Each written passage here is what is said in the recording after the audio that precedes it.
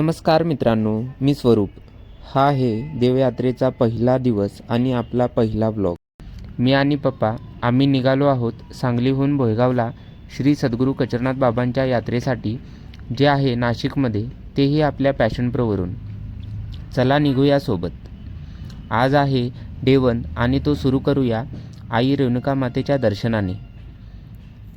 रेणुका मातेच्या दर्शनानंतर आता आपण कुपवाडवरून कुमटे रोडवरून पुढे निघालो आहोत आणि हा आहे तासगाव रोड. श्री गणेशाय नमः. गणपती बाप्पाचे दर्शन घेतल्याशिवाय कोणतेच कार्य सुरू होत नाही, म्हणून आता आपण आलो आहे तासगावच्या प्रसिद्ध गणपती मंदिरमध्ये. चला बाप्पांचं दर्शन घेऊन पुढच्या प्रवासासाठी आशीर्वाद घेऊ. दर्शन घेऊन आपण पुढच्या प्रवासाला निघालो. इथे आपण श्री म्हसोबाचं दर्शन घेऊन निघालो आणि आता आपण पोचलो आहे खरसुंडीमध्ये श्री सिद्धनाथ देवस्थानला. इथल्या मंदिराचं वातावरण आणि देवाचं दर्शन खूपच छान भेटले. आशुतोष शशांक शेखर चंद्रमौली चिदंबरा कोटि कोटि प्रणाम शंभो कोटि नमन दिगंबरा. तर आम्ही निघालो छान देवाचे नामस्मरण आणि आरती म्हणत.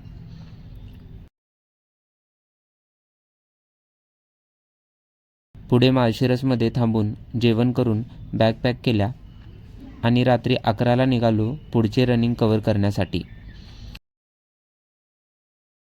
रात्री 12 वाजले तेवढ्यात फलटणमध्ये आलो. इथे एक चहा घेऊन फ्रेश झालो पुढच्या रात्रीचा प्रवासासाठी.